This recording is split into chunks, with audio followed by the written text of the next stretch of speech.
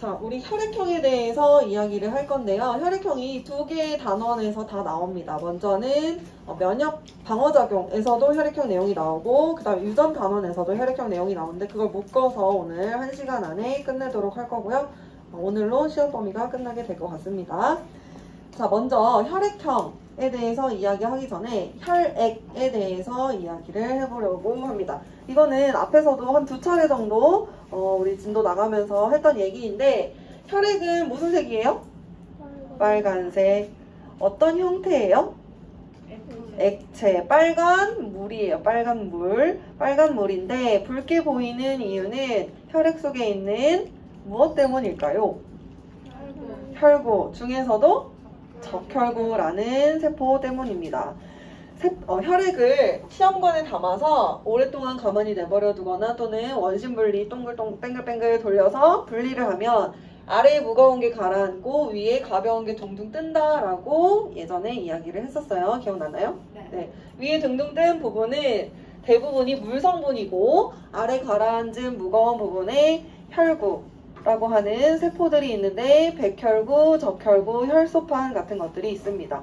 그 중에서 오늘 혈구 중에서도 적혈구에 대해서 중점적으로 이야기를 할 거예요.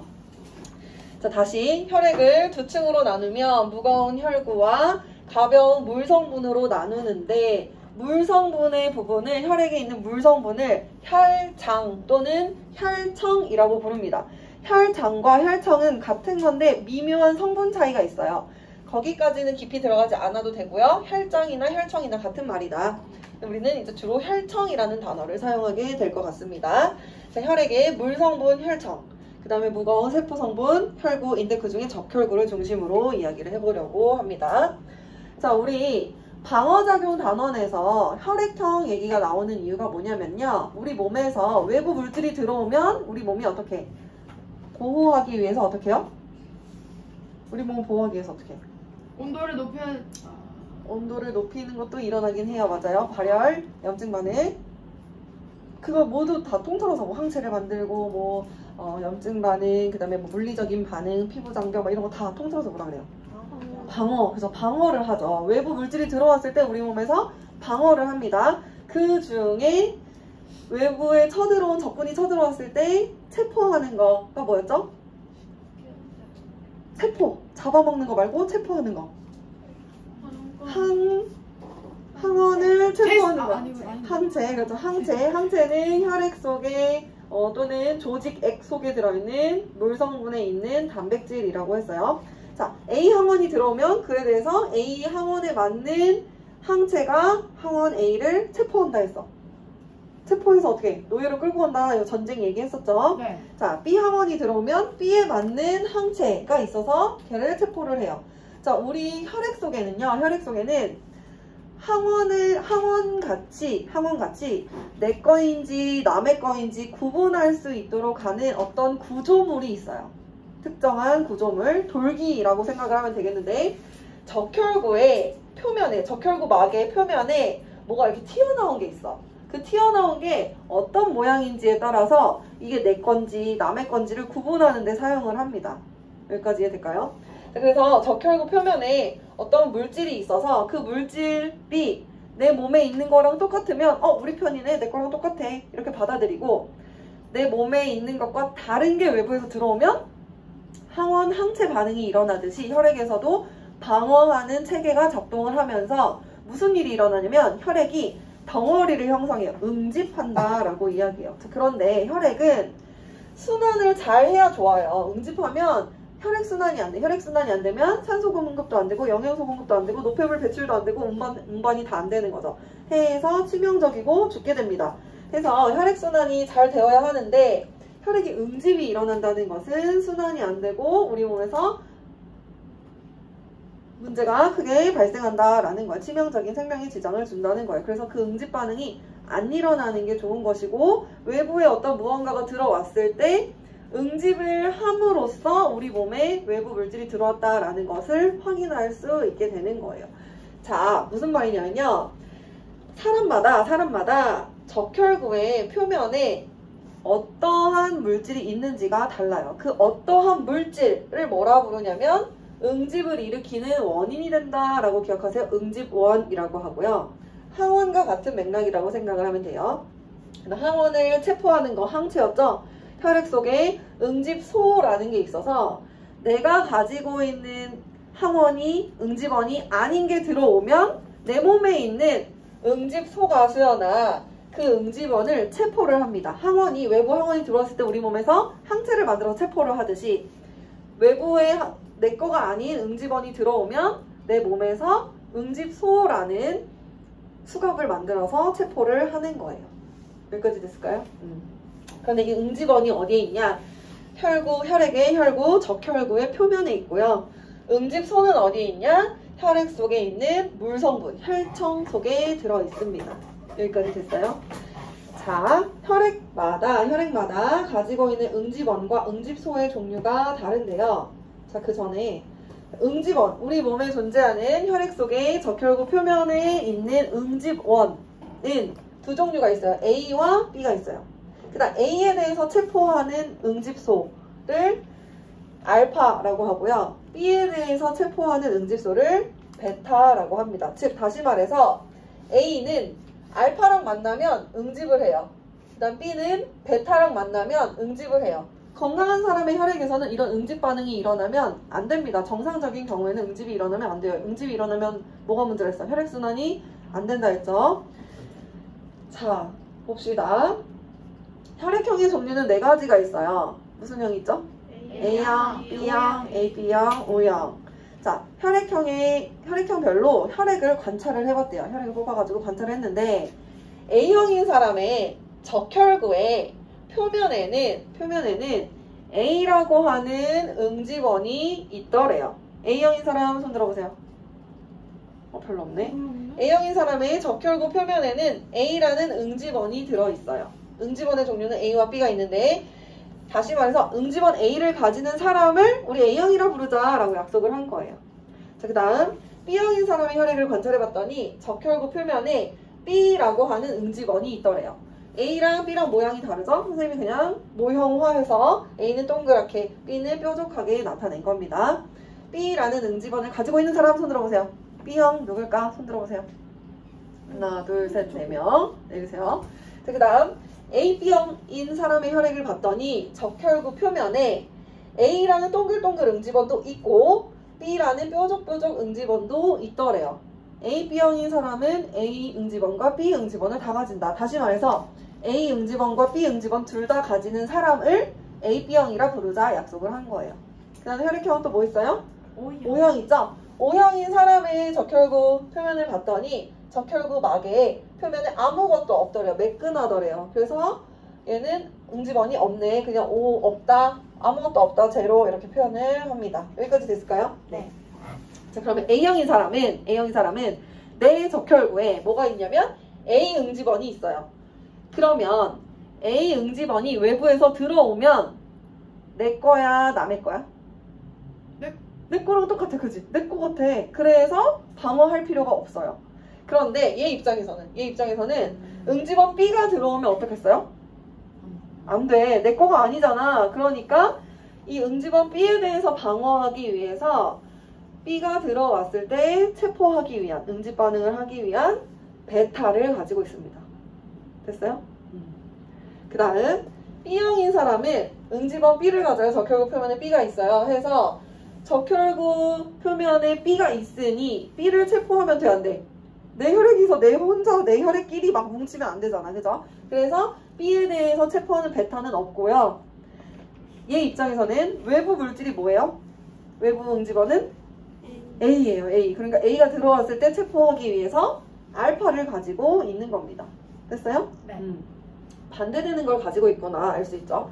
자, A, B형인 사람은 응집원 A와 B를 가진다 했죠. 응집원 A와 B를 가지고 있어서 A가 들어와도 내 거랑 똑같네. B가 들어와도 내 거랑 똑같네. 내 건가 보다. 이렇게 생각을 해요. 해서 A든 B든 체포할 필요가 없어요. 응집할 필요가 없으니 알파, 베타 둘 다 가지지 않습니다.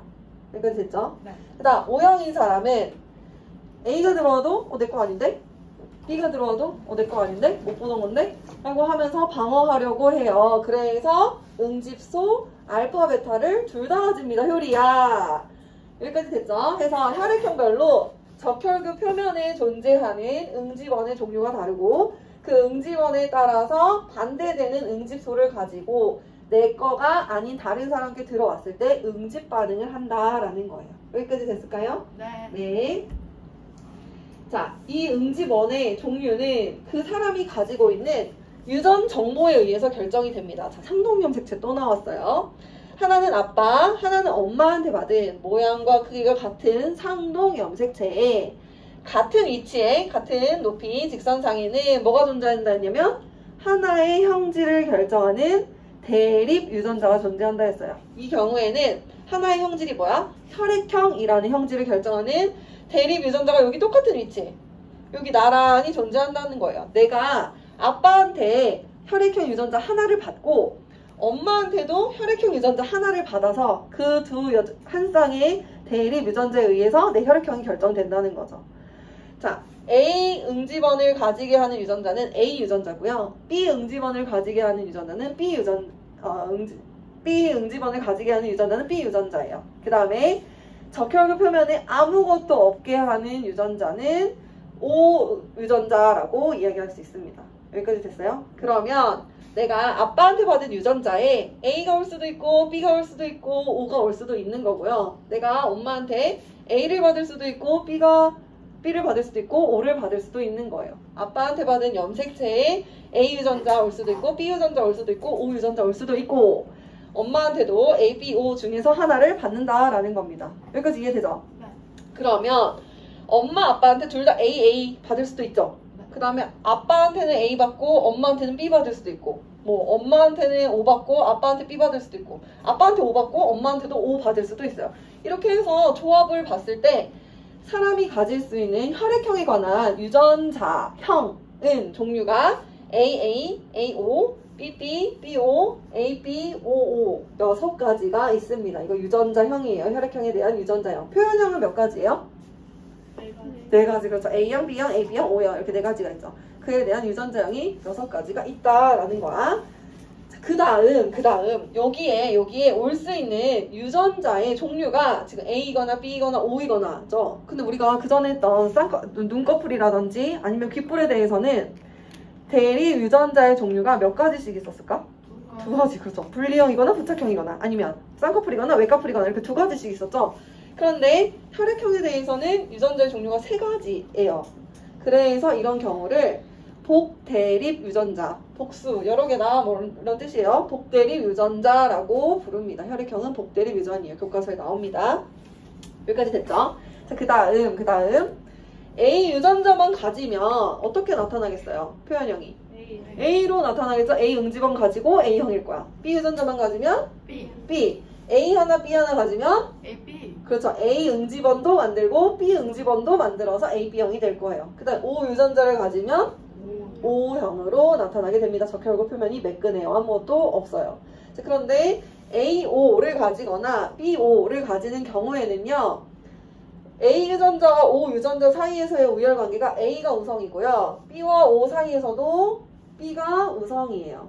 O가 열성이에요. 해서 AO 가지는 경우 A형, BO 가지는 경우 B형으로 나타나게 됩니다.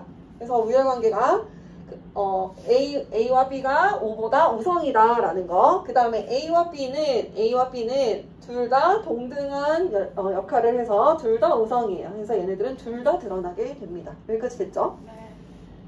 자, 그래서 우리가 할 게 많지. 자, 봅시다. 아까 얘기했어요. 우리 한 번만 다시 정리할까? 네. A형인 사람은 응집원 A를 가지고 응집소 베타를 가진다 했어요. B형인 사람은 응집원 B를 가지고 응집소 알파를 가진다.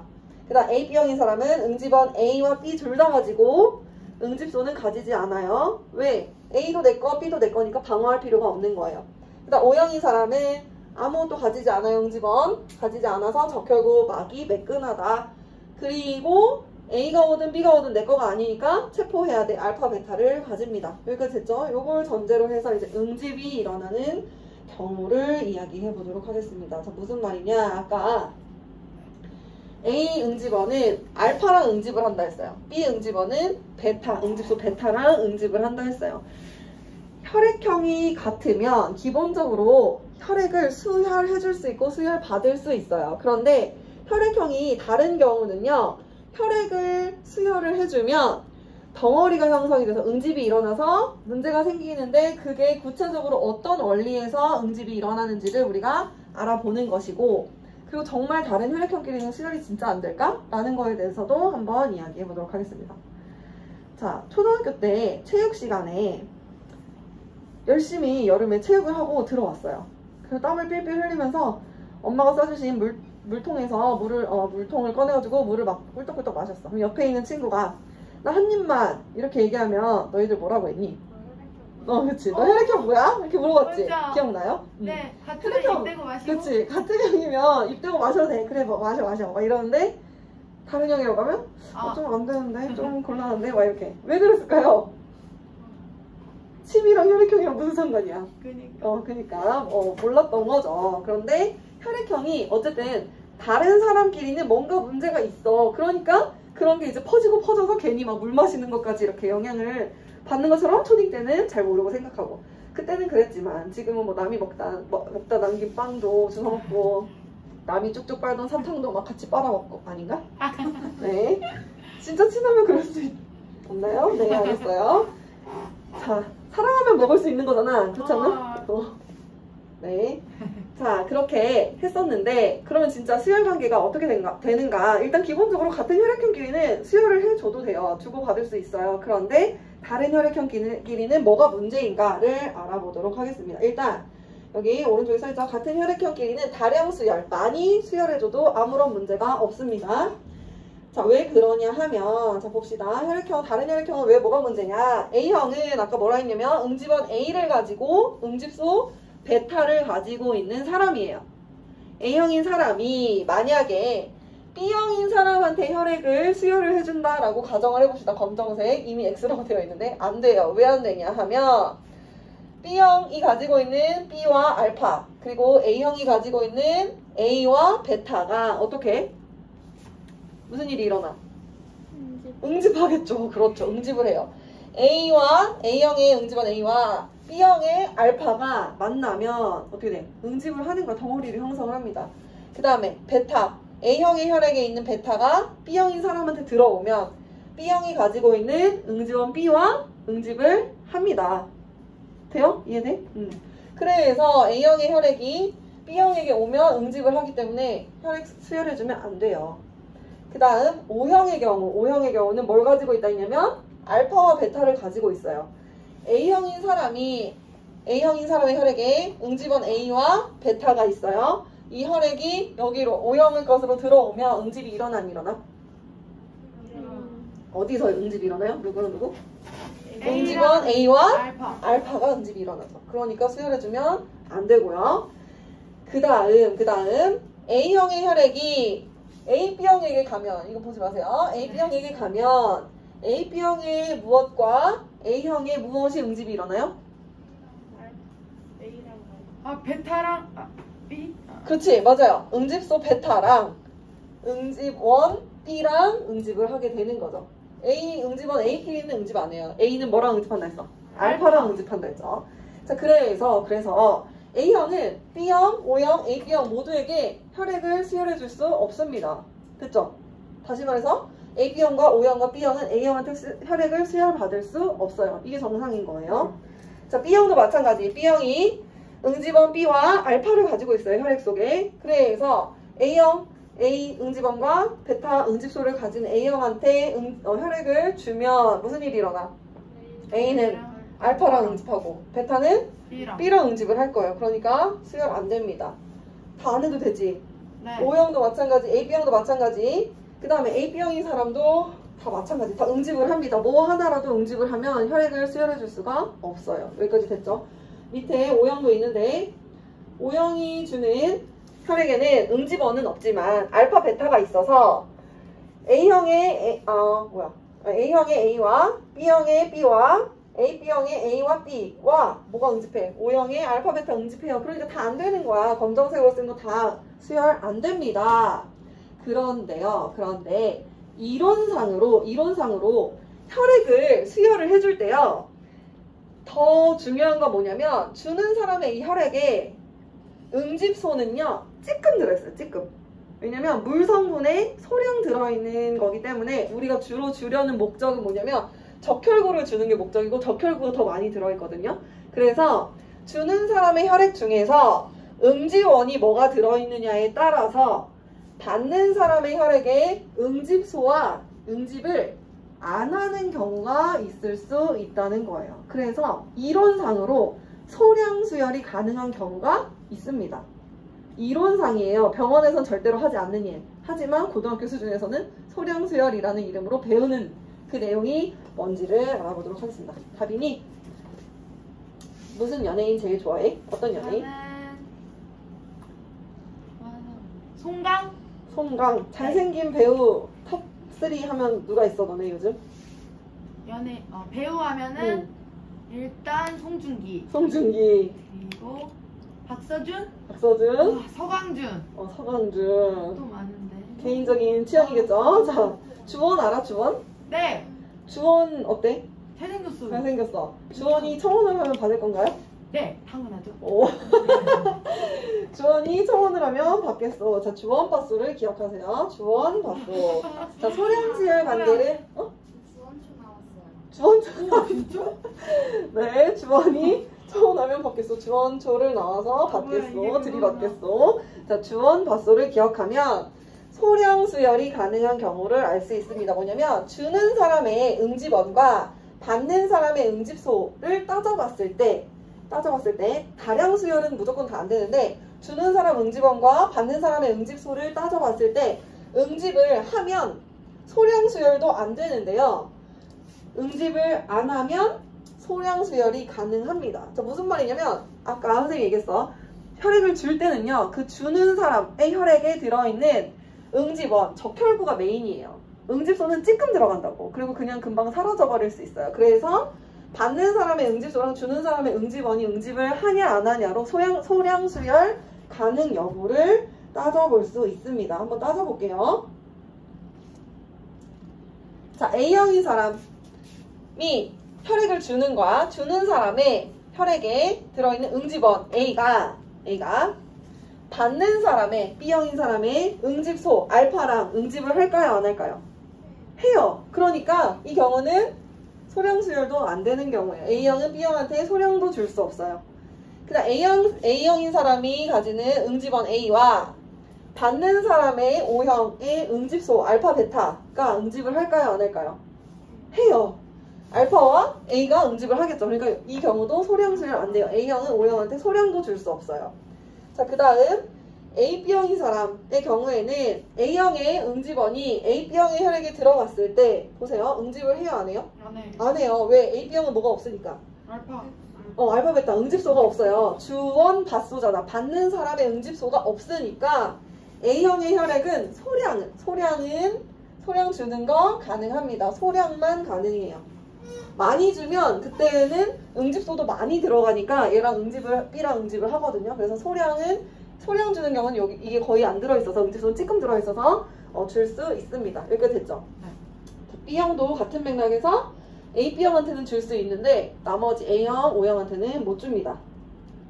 자, A, B형 볼게요. A, B형 주는 사람의 응집원과 받는 사람의 응집소 A형에게는 베타가 있고 B형에게는 알파가 있고 O형에게는 알파, 베타 있어서 주는 사람의 응집원 A, B는 각각 다 응집을 합니다. 그러니까 A, B형은 아무에게도 소량도 못 줘요.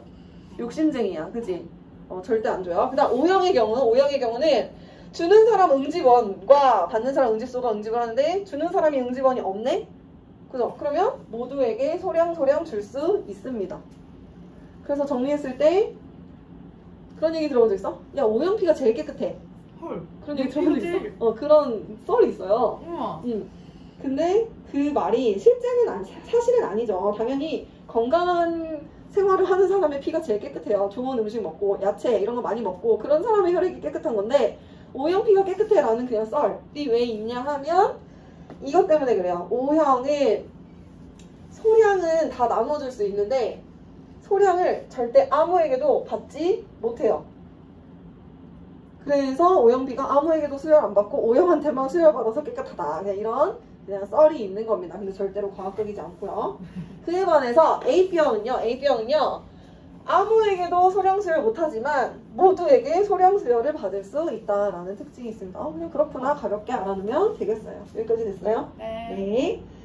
자, 그 다음 문제를 풀다 보면 이런 내용이 나와요. 항 A 혈청, 항 B 혈청 뭐 이런 내용이 나오는데 무슨 말이냐면 혈청이 뭐라 했냐면 혈액 속에 있는 물 성분이라고 했어요. 혈액 속에 있는 물 성분에 뭐가 들어있냐면 응집소가 들어있어요.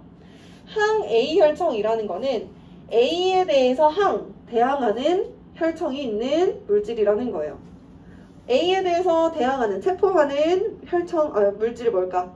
응집소? 알파, 그렇죠. 즉, 항 A 혈청은 알파를 가지는 혈청이다. 응집소 알파를 가지는 혈청이라는 거고요. 그다음 항 B 혈청은 B에 대해서 대항하는, 체포하는 베타를 가지는 혈청이라는 뜻입니다. 해서 혈액형 판정을 할 때 이 항 A 혈청과 B 혈청을 사용을 하는데요. 항 A 혈청에 내 혈액을 떨어뜨려 보고 항 B 혈청에 내 혈액을 떨어뜨려 봤을 때 응집 여부에 따라서 혈액형 판정을 하는데 어떻게 하느냐 하면 자, 이거 순서대로 다시 여기는 안 써도 되지? A형, B형, AB형, O형이에요, 순서. 자, 항 A 혈청에는 뭐가 있다 했어? 알파가 들어있다 했어요. 항 B 혈청에는 베타가 들어있다 했어요. 항 A 혈청에 들어있는 알파가 뭐랑 응집할 수 있어요? A랑 응집원 A랑 응집을 할 수 있어요. 자, A형인 사람의 혈액에는 응집원 A가 있으니까 항 A 혈청의 알파랑 응집을 하겠어, 안 하겠어? 해요. 응집합니다. 응집을 표시를 한 거예요. 이렇게 덩어리를 형성을 합니다. 그 다음 항 B 혈청에는 베타가 들어있다 했는데 A형인 사람은 응집원 B가 있어요? 없어요? 없으니까 항 B 혈청에 응집을 해요? 안 해요? 안 해요. 해서 A형인 사람은 항 A 혈청에는 응집을 하고 항 B 혈청에는 응집을 안 하는 그런 실험 결과가 나타나게 됩니다. AB형인 사람 볼게요. AB형은 응집원 A도 있고 응집원 B도 있어. 그러니까 항 A 혈청의 알파랑 응집을 해야 안 해? 해요. 항 B 혈청의 베타랑도 응집을 해요. AB형은 둘 다 항 A 혈청이나 항 B 혈청이나 둘 다 응집을 하는 실험 결과가 나타나고요. 그 다음 O형의 경우는 응집원이 있어요? 없어요? 없어요. 없으니까 항 A 혈청의 알파랑도 응집을 안 하고 항 B 혈청의 베타랑도 응집을 안 합니다. 재미없는 실험 결과가 나와요. 선생님도 O형인데. 자, 이렇게 해서 우리 몸에서 방어작용, 항원 항체 반응이 일어나듯이 응집원과 응집소 간의 응집이라는 반응이 일어날 수 있고 그 일이 일어나지 않아야 하며 어떤 응집원과 응집소를 가지는지는 어떤 유전자를 가지는지에 따라서 결정된다라는 것까지 정리할 수 있겠습니다. 여기까지 됐어요? 네. 자, 그러면 교과서 134페이지에 보면 혈액형 관련한 유전 내용이 나옵니다. 첫 번째 줄 먼저 밑줄 쳐볼게요. ABO식 혈액형은 상염색체에 있는 하나는 아빠, 하나는 엄마한테 받은 상동인 염색체 중에서 성별의 결정에 관여하지 않는 염색체가 상염색체였죠. 상염색체에 있는 대립 유전자 한 쌍에 의해서 결정되는 유전 형질인데 귓불의 경우에는 분리형이거나 부착형이거나 라지 H1, 스몰 H1 종류가 두 종류였어요. 대립 유전자의 종류가 두 개였는데 혈액형은 A 유전자, B 유전자, O 유전자 해서 유전자의 종류가 3개죠. 그래서 그런 대립 유전자의 종류가 3개 이상인 것을 복대립 유전이라고 한다 했죠. 밑에 굵은 글씨 나옵니다. 그 다음 ABO식 혈액형을 결정하는 대립 유전자는 A와 B와 O가 있는데 선생님이 쓴 것처럼 이렇게 A, B, O 간단하게 쓰기도 하는데요. I라는 알파벳에 위첨자를 써서 A, B, 그리고 I의 소문자로 O를 표현하기도 합니다. 표현 방식의 차이예요. 그냥 이렇게 표현하기도 하고 이렇게 표현하기도 하는구나 라는 거 알면 되고 O는 왜 소문자 I로 표시하느냐? 열성이라고 우리 했죠. 그러니까 그냥 소문자로 표시한다 이렇게 생각을 하면 되고 아까 얘기했어요. A 유전자가 있으면 적혈구 표면에 응집원 A를 만들고 B 유전자가 있으면 응집원 B를 만들고 그 다음 AB형은 유전자 A와 B 둘 다 있어서 응집원 A도 만들고 B도 만들고 그 다음에 O 유전자, I 유전자, 소문자 I 가지면 응집원을 만들지 않는다라고 했어요. 그래서 표현형은 A형, B형, AB형, O형 4가지이지만 유전자형은 AO, BB, BO, AO, AB, OO 이렇게 해서 총 6가지 라고 했죠. 우열관계는 A와 B는 둘 다 우성이고 O는 열성이다 했을 때 A형인 사람은 유전자형이 AA이거나 AO이거나 AO도 A형으로 나타나요. B형인 사람은 BB이거나 BO이거나 BO여도 B형으로 나타나요. 왜? B가 우성이니까. AB형은 A 유전자 하나, B 유전자 하나 가지는 AB 가지고 O형은 OO 가진다. 적혈구 표면에 어떤 응집원을 가지냐 안 가지냐로 또 구분할 수 있다. 됐죠? 해서 이제 혈액형 관련한 가계도를 분석을 해보도록 하겠습니다. 저기 옆에다 써놨어요. 선생님이 표현형에 따라서 A형은 AA, AO, B형은 BB, BO, AB형은 AB, O형은 OO인데 가계도를 분석할 때 부모에게 없던 게 나오면 그 자식이 가지는 것은 뭐다? 주성과 아니고 그 열성이다 라고 했어요. 그 중에서 이제 우리 O형을 한번 볼게요. O형이 열성인 거 우리 알고 있죠? 네. 자, O형이 태어났는데 부모님을 봤더니 아빠는 A형, 엄마는 O형이네. 그러면 주성한 것이 아니고 뭐라 했죠? O가 가지고 있는 유전자가 그 전에 가계도를 딱 봤을 때 제일 먼저 해야 될 게 우열관계를 파악하는 것이고, 그리고 나서 다음으로 해야 되는 게 뭐였냐면 유전자형이 한 가지인 경우에 유전자형을 먼저 기재를 해 놓으라고 했어요. 유전자형이 한 가지인 경우는 어떤 경우죠?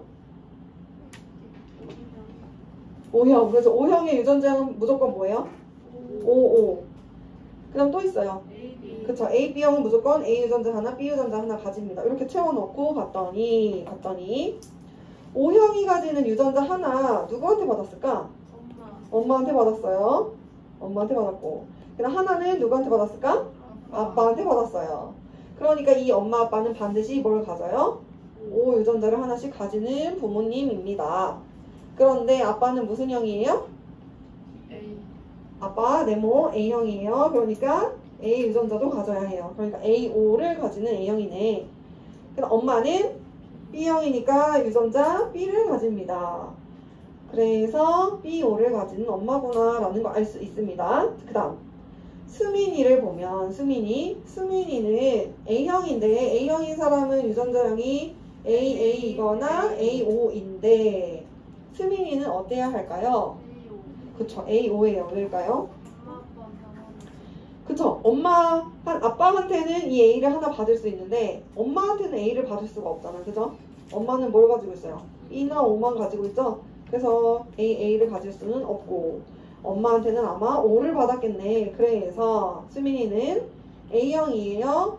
유전자형이 AO예요. 그리고 A는 아빠한테 받은 거, O는 엄마한테 받은 거구나 라는 걸 알 수 있습니다. 됐죠?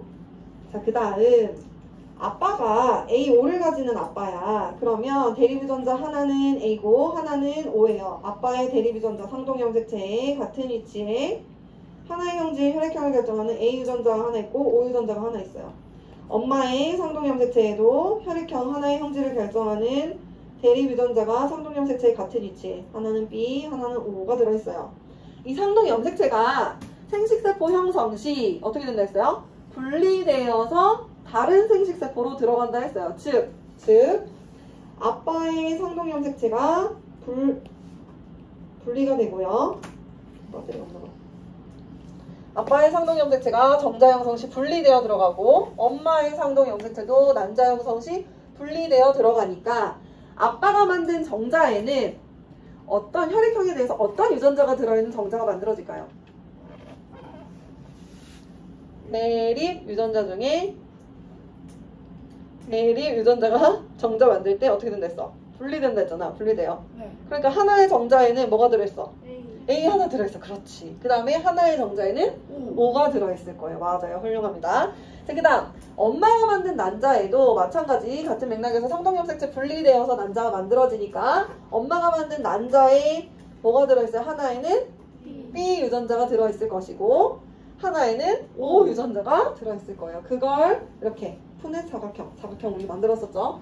아빠가 만든 정자에는 A가 들어있거나 O가 들어있거나 엄마가 만든 난자에는 B가 들어있거나 O가 들어있거나 이런 종류가 있고 얘네들이 수정을 했을 때 AB, BO, AO, OO의 경우의 수가 나타난다. 자식에게서.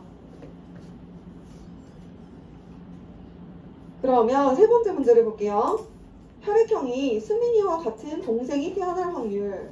자, 수민이의 동생이라는 거는 같은 부모에게서, 정자 난자에게서 이러한 네 가지 경우 중에 한 가지 경우로 동생이 태어날 텐데 이 네 가지 경우 중에 수민이와 같은 경우는 어떤 경우예요? AO인 경우 4개 중에 하나 해서 4분의 1의 확률입니다. 그런데 만약에 여기에서 문제에서 하나 더 단서를 달아서 남동생일 확률, 수민이와 같은 혈액형의 유전자형의 남동생일 확률은? 이라고 묻는다면 남동생이거나 여동생이거나 둘 중에 하나죠. 2분의 1의 확률이에요. 그래서 4분의 1 곱하기 2분의 1 하면 8분의 1이 되는 겁니다. 여기까지 됐을까요? 네, 여기까지 해서 시험 범위는 끝이 나고요. 필기는 선생님이 보내주도록 하겠습니다. 그 다음에 하나 정리하고 싶은 내용이 있어요. 자, 봅시다. 앞에서 이게 뭐 시험에 나온다고 찝어주는 그런 게 아니라 그냥 중요하고 어려워서 한 번 더 하는 겸 혹시 놓친 부분 또 추가적인 내용 있어서 하는 거예요. 자, 염색체를 지금 이렇게 그려놨어요. 상동 염색체라고 했을 때 염색 분체 2개로 이루어진 염색체 하나, 염색 분체 2개로 이루어진 염색체 하나예요. 이 둘이 염색체의 가운데 부분에 뭐가 있냐면 동원체라고 하는 부위가 있어요. 이 동원체라고 하는 가운데쯤에 있는 그 부위에 무슨 일이 일어나면 방추사라는 실이 붙어요. 다시 말해서 염색체에 방추사가 붙는 부위를 동원체라고 부릅니다. 그런데 문제집이나 교과서에 따라서 염색 분체 2개에 동원체 동그랗게 하나 그리는 그런 그림 자료도 있고 우리 교과서 같은 경우에는 염색 분체 2개에 각각의 동원체를 동글동글 이렇게 따로 그리는 그런 경우도 있는데요. 그거는 그렇게 크게 신경 쓰지 않아도 되고요. 염색체가 2가닥짜리인데 2가닥짜리든 뭐 1가닥짜리든 염색체의 가운데 부분에 동원체라는 부위가 있고 그 부위에 방추사라는 실이 붙는다라는 것만 알면 됩니다. 그럼 방추사는 뭐였어요? 실이에요, 실. 실이 나와서 얘네들 끌고 간다 했죠. 이 실을 만들어서 뿜어내는 역할을 하는 게 누구라 했지? 중심체라고 했죠. 그래서 스파이더맨처럼 스파이더맨이 칙 해가지고 실을 내뿜어내. 세포에서도 스파이더맨 역할을 하는 게 세포 소기관 중에서 중심체이고 중심체에서 방추사라는 실을 내뿜는다라고 했어요. 자, 그리고 유전 물질이 염색체의 형태로 존재할 수도 있고 염색사의 형태로 존재할 수도 있는데 필요에 따라서 상황에 따라서 다르다고 했죠. 그 다음에 염색체가 보통 사이즈일 수도 있고 곱빼기 사이즈일 수도 있다라고 했어요. 이것도 필요에 따라서 상황에 따라서 다르다고 했어요. 언제 어떤 상태로 존재하는지를 알아야 합니다. 자, 이 네 가지 경우가 있는데 먼저 시간의 흐름상으로 정리를 해보면 자, 먼저 염색사의 형태로 2개의 상동인 염색사가 존재하고 있었다라고 가정을 해봅시다. 실제로 만약에 염색체로 응축을 만약에 한다면, 가정을 한다면, 실제로는 아니지만 가정을 한다면 이렇게 존재하는데 실제로는 염색사로 존재해요. 복제하기 전이에요. 이 한 가닥을 중심으로 한 가닥을 복제해요. 이 한 가닥을 중심으로 한 가닥을 복제해요. S기에 복제를 합니다. 염색사 한 가닥짜리가 2가닥짜리 된 거예요. 그리고 분열기 전기에 염색사가 염색체로 응축을 합니다. 이때 응축한 거 봤더니 염색 분체 2개로 이루어진 염색체, 염색 분체 2개로 이루어진 염색체, 염색체가 2개고 염색 분체 4개네, 곱빼기 사이즈네 라는 거 알 수 있죠. 얘네들이 양쪽으로 방추사가 나와서 양쪽으로 끌고 가면 나누어 먹어요. 그래서 곱빼기 사이즈에서 보통 사이즈가 되는 거죠. 시간적 흐름으로 보면 이렇게 나타낼 수 있고, 그 다음 말기가 되면 이렇게 나뉘어지고 나서 다시 염색사로 풀어진다라고 했어요. 그리고 핵막과 인이 생겨난다라고 했죠. 여기까지가 추가적인 정리한 내용이고요. 추가적인 건 아니고, 자, 그 다음 면역에서 조금 추가되는 내용이 있는데요. 여러분, 우리가 배웠던 내용이에요. 정리를 해놓은 거고, 여러분 공부할 때 참고하라고 한눈에 딱 들어오게 구조화를 시켜놓은 건데, 자, 우리 물질이나 뭐 생명체가 우리 몸에 쳐들어왔을 때 방어하는 방식에는 두 가지가 있다 했어요. 비특이적인 방식과 특이적인 방식. 비특이적인 건 뭐라 했어요? 태어날 때부터 가지고 태어나는 선천적인 능력이고, 원래부터 가지고 있기 때문에 빠르게 방어할 수 있어요.